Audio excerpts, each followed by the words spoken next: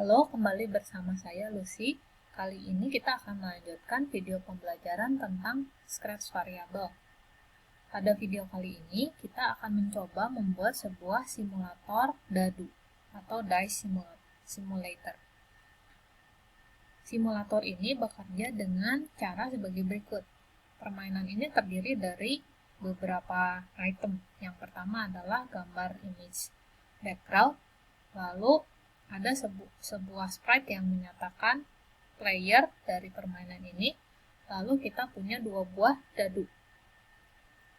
Sebutlah dadu pertama, sprite die 1, lalu dadu kedua dengan nama die 2. Nah, jika diberikan 6 buah kostum untuk masing-masing dadu atau die, nanti saya akan berikan sebuah project kosong, di mana kostum dari masing-masing dadu adalah ke-6 buah kostum berikut ini, ya, yang masing-masing menyatakan muka yang menghadap ke atas dari dadu tersebut. Nah, simulator ini bekerja dengan membuat simulasi pergerakan dadu, seolah-olah kedua dadu dilempar. Jika kita menekan tombol atau user menekan tombol green flag. Lalu, player akan menampilkan hasil penjumlahan kedua dadu tersebut. Ya, kita lihat simulasinya pada video berikut ini.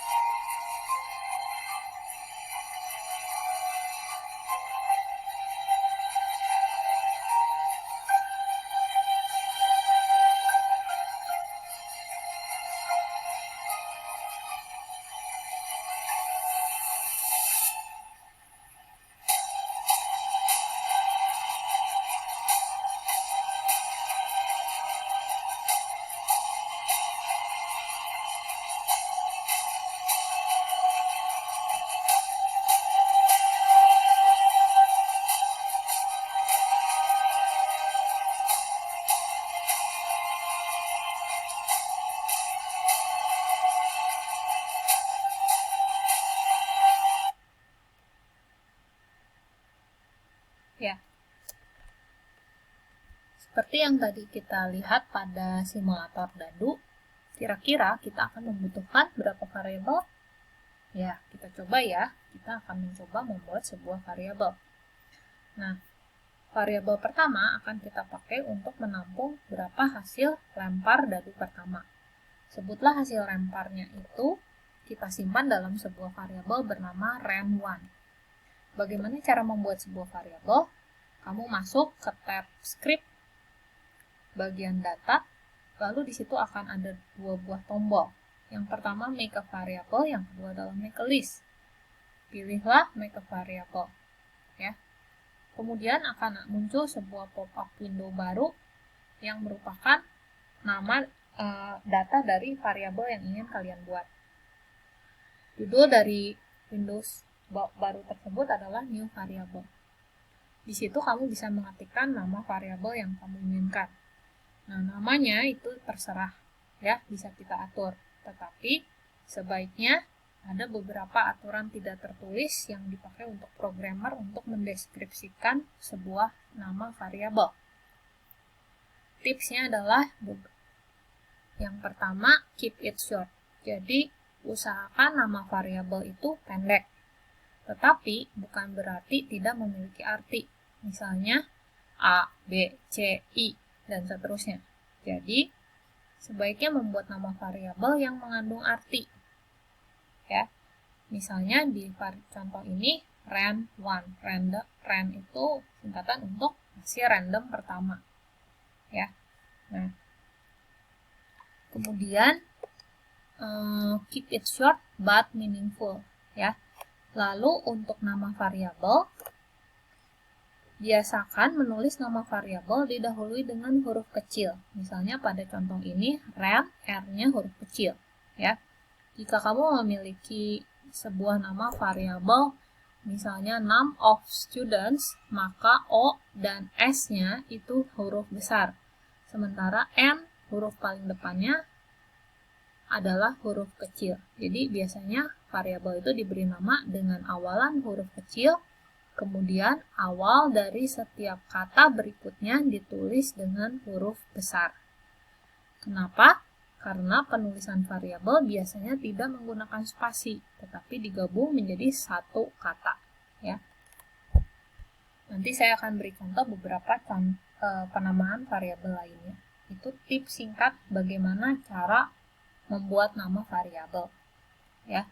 Untuk sementara, kamu pilih for all sprites. Jadi untuk semua sprite, kenapanya akan saya jelaskan ketika saya akan menjelaskan scope dari variabel di belakang. Sementara, pilih saja dulu for all sprites, lalu klik OK. Setelah kamu mengklik OK, maka akan muncul variabel rem1 di bagian variabel data, ya, di Scratch. Nah, setelah nama variabelnya muncul di bagian data, dengan nama yang sudah kamu deskripsikan sebelumnya, misalnya rem1, maka akan muncul beberapa statement baru di bawah nama variabel tersebut. Ya. Yang pertama adalah set nama variabel to, lalu nilai yang didefinisikan untuk variabel tersebut. Instruksi ini dapat kamu gunakan untuk men-set nilai dari variabel tersebut. Kemudian ada instruksi change nama variabel by berapa. Instruksi ini adalah instruksi untuk mengubah nilai dari variabel dengan penambahan yang tertentu. Bisa positif, bisa negatif. Pada contoh ini, change rem 1 by 1 artinya kamu dapat menggunakan blok ini untuk mengubah nilai rem 1 demi 1. Jadi di increment 1 demi 1. Lalu ada instruksi show variable dan hide variable. Kedua instruksi ini digunakan untuk menampilkan atau memunculkan nama variabel di monitor kamu ketika script dijalankan. Ya. Oke. Berikutnya, bagaimana cara menggunakan variabel. Misalnya, kamu mempunyai blok statement seperti ini. Maka untuk menggunakan rem1, maka kamu bisa melakukan drag and drop mulai dari nama variabelnya ke area di mana kamu ingin mengubah sebuah nilai dengan nilai dari rem1. Misalnya, saya ingin mengubah nilai kostum 1 di sini dengan nilai dari variabel rem1. Maka saya tinggal melakukan drag and drop nama dari sini, rem1 ini kita drag and drop ke bagian sini. Maka hasilnya akan menjadi seperti script yang di bawah. Ya. Jadi script bawah itu adalah hasil drag and drop nama variabel ke area tertentu di script. Ya. Nah, untuk membuat simulator seperti yang sudah diilustrasikan pada video sebelumnya, kita punya 3 buah actor. Yang pertama adalah playernya. Player ini akan memainkan dice atau dadu yang dilempar, keduanya. Maka sebetulnya yang terjadi apa? Sebetulnya yang terjadi adalah kita hanya melakukan random number antara 1 sampai 6. Hasil random tersebut lalu kita set ke dalam 2 buah variabel, masing-masing variabel rem1 dan rem2. Silahkan membuat 2 buah variabel. Ya. Setelah itu, setelah di sebuah bilangan random di-pick antara 1 sampai 6, kemudian di-assign nilainya menjadi nilai rem1, begitu pula kita melakukan random yang lain 1 sampai 6, kemudian di-assign nilainya menjadi nilai dari variabel rem2, maka si player tinggal melakukan broadcast sebuah message ke 2 buah dice tadi. Ya, kedua buah actor die. Kemudian menunggu dulu sampai masing-masing die selesai melakukan rolling, ya, simulasi rolling. Kemudian si player akan mengatakan hasil penjumlahan rand 1 dan rand 2. Ya. Jadi kita setelah player membroadcast sebuah message ke die 1 dan die 2 dan menunggu setelah pemanggilan atau eksekusi fungsi roll selesai, message roll selesai, maka player akan mengatakan hasil penjumlahan variabel rand 1 ditambah dengan rand 2 untuk berapa detik. Ya. Nah, kita lihat sekarang apa yang dilakukan oleh masing-masing dadu ketika men-receive message yang di-broadcast oleh player. Ya, yang dilakukan ketika die 1 atau die 2 mereceive message roll, maka mereka harus melakukan simulasi rolling. Caranya gimana? Sebetulnya tinggal melakukan switch kostum saja. Switch kostum ke kostum nomor hasil random 1-6. Dan itu misalnya dadunya berputar 20 kali, sehingga akan muncul 20 muka dadu. Ya, jadi switch kostum saja sebanyak 20 kali. Terakhir, jangan lupa di switch kostum ke nilai variabel rand 1, karena kita mau menjumlahkan rand 1 dengan rand 2. Rand 1 adalah variabel yang tadi kita set di player, hasil random pertama. Ya.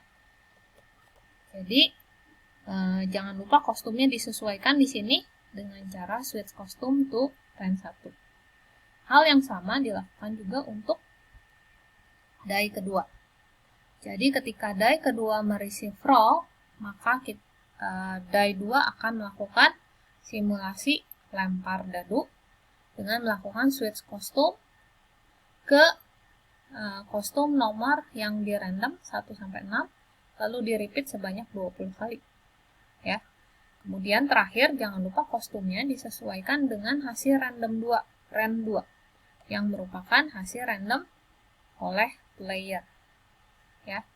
Jadi, kalau kita lihat lagi scriptnya player itu pertama dia sudah melakukan set random 2 variabel, rand 1 dan rand 2, lalu membroadcast sebuah message ke die 1 dan die 2 and wait.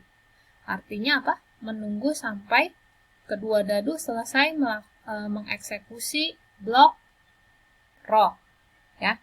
Lalu terakhir baru mengatakan hasil jumlah rand 1 dan rand 2 untuk berapa lama. Ya.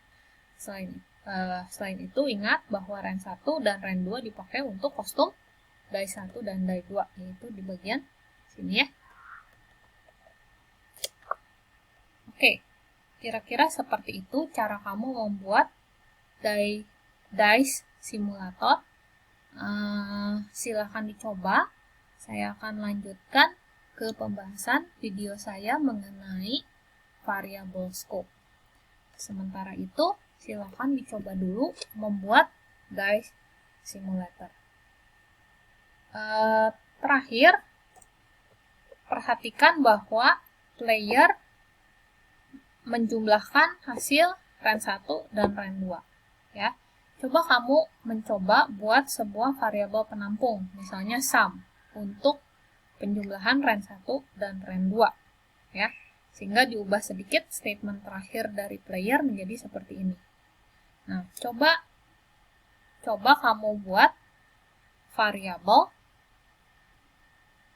dengan mengklik pertama atau memilih player, lalu ketika pertama membuat variabel, pilih pilihan set this variable for this sprite only. Ya. Lalu coba kamu pilih setelah berhasil membuat sum di variabel di aktor player, coba kamu pilih aktor die 1 dan die 2 atau die 2 ya. Lalu kamu lihat di bagian palet data. Perhatikan apakah kamu dapat melihat variabel sum. Itulah yang disebut dengan scope dari variabel yang akan saya jelaskan lebih detail di video saya berikutnya.